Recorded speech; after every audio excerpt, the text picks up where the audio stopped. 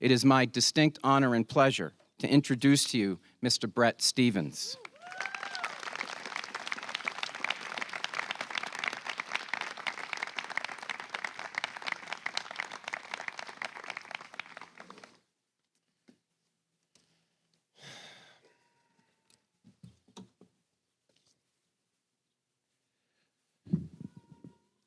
Dear class of 2017, felicidades, mabruk, mazal tov, and congratulations.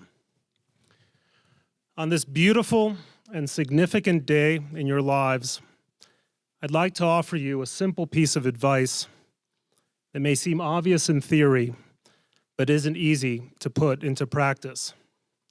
And that advice is this: whatever else you do with your time on this earth, just try not to be a jerk.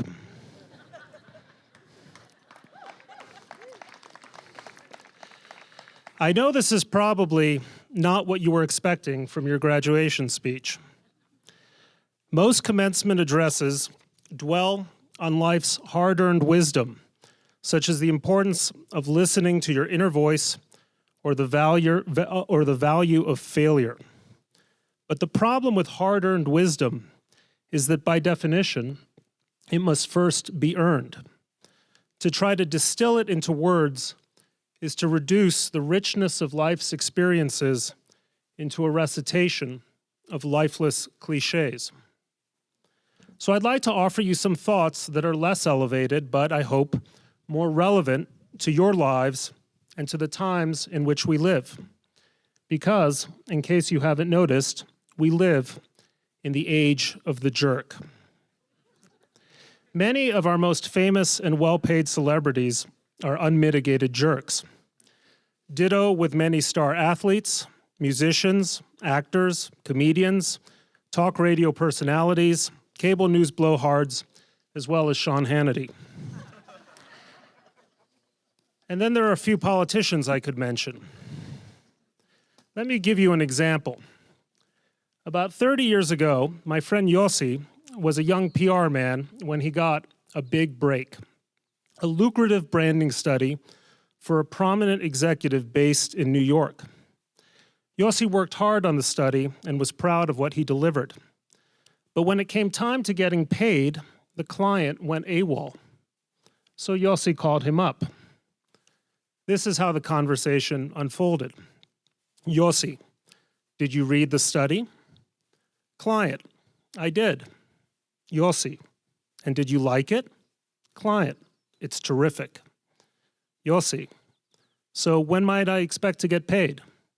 Client, why should I pay you? I have the study in my hands. Yossi, you should pay because that's what we agreed in the contract. Client, why don't you just take me to court and see how far that gets you? And that was that. Yossi never got paid, and it would have been too expensive and too much of a waste of time to sue. Now, I'm happy to report that Yossi went on to a successful career and a happy family life. He's a man of wit, wisdom, and profound moral integrity, admired by all of his friends. As for the deadbeat client, that's another story. He went through 2 bruising divorces.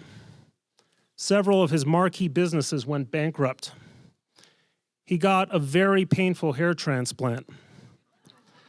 Later on, he became the 45th president of the United States. I tell you this story for 2 reasons. First, it happens to be absolutely true. And second, it tells us something important about the age of the jerk. This is the age of the jerk not because the proportion of born jerks in the general population is greater today than it was 50 or 100 years ago. My guess is that it's probably about the same. Instead, this is the age of the jerk because too many of us accept, enjoy, celebrate, and even worship jerk behavior. And we impose few penalties on people who act like jerks. As a result, not only do we facilitate the rise of the jerk, but we also encourage people who might otherwise suppress their jerkish tendencies to give them free rein. Why is this? Part of the reason, surely, is a kind of jerk fascination. Admit it. You love watching the way Kevin Spacey twists the knife as Frank Underwood in House of Cards. You adore Jaime Lannister on Game of Thrones. And maybe you take a guilty pleasure in watching Tony Soprano humiliate and murder some of his closest friends. Then there's the fact that pushy, aggressive, narcissistic people often get ahead in life, and since many of us want to get ahead too, we assume that's how you do it. Everyone knows that Steve Jobs treated the people who loved and worked for him like garbage. Jeff Bezos has made Amazon one of the world's most valuable companies while being notorious for publicly humiliating his executives. And until his off-screen behavior became a public relations liability for Fox News this spring, Bill O'Reilly was the undisputed king of cable news, all on account of his talent for interrupting people who agreed with him and shouting at those who didn't. In other words, a world-class, major league, capital J jerk. So yes, it often pays to be a jerk, at least from a career perspective. All I can tell you is that success is not happiness, and that I've never met a truly happy jerk. I have, however, met many self-satisfied jerks, especially people I call virtue jerks. This is the worst type of jerk, and it's the type I want to specifically warn you about because I fear it's the one to which your generation is perhaps most susceptible. The central characteristic of the virtue jerk is something that is known in German as Rechthaberei. Remember this word, Rechthaberei, because if you get nothing else out of this speech, you'll at least come away with a fancy addition to your vocabulary. Rechthaberei is one of those not quite translatable words that is often rendered as self-opinionatedness or dogmatism. What it really connotes is a type of moral self-assurance that goes with thinking that you are 100% correct all of the time, and that anyone who disagrees with you is either stupid or evil, and that being the case, you are fully within your rights to treat them as such. Imagine, if you will, Bill Maher making love to Ted Cruz, and the two of them miraculously conceiving a child. That child's name would be Rechthaberei. What makes virtue jerks so dangerous isn't that they are selfish, grasping, and gross the way most jerks are. It's that they are the opposite of those things. They want a better world. They seek to fight injustice. They are willing to be part of something larger than themselves. In other words, virtue jerks, by their own lights, and often in the opinion of a great many other people, are good people. Good people, however, with one significant flaw. They think they know best, and they think they're entitled to impose that conviction on others. History abounds with virtue jerks. Torquemada, Robespierre, Lenin, Mao Zedong, and Osama bin Laden, to name a few. All of them were certain they were acting for the sake of the higher good, and therefore didn't scruple to torture, terrorize, and tyrannize in the name of that good. Even Adolf Hitler, the greatest criminal of all time, acted out of convictions he and millions of Germans regarded as the embodiment of nobility and self-sacrifice. The purity of the Germanic race, the fight against Bolshevism, the eradication of global Jewry. Truly monstrous evil is rarely the result of ordinary sins such as lust or avarice. Only an impersonal and nominally ethical impulse can inspire people to slaughter their fellow human beings on a mass scale. Of course, these are the infamous virtue jerks. But virtue jerks exist at every level of society. There are virtue jerks at development aid organizations, People who think that from their headquarters in Washington, they know what's best for countries whose languages they usually don't speak and whose people they barely know.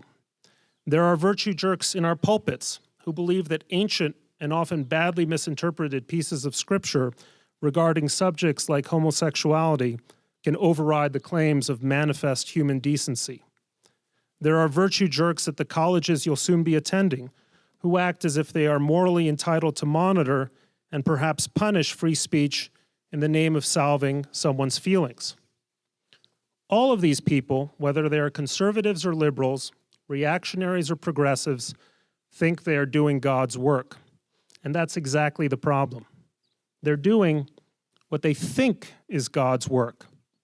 And in so doing, they become prideful, entitled, conceited, contemptuous, and highly dangerous. Only God does God's work, nobody else. But wait, you ask, what's the point of all this? What does any of it have to do with me? Let me explain. When I came to VVS, I knew I'd be speaking to a graduating class of idealists.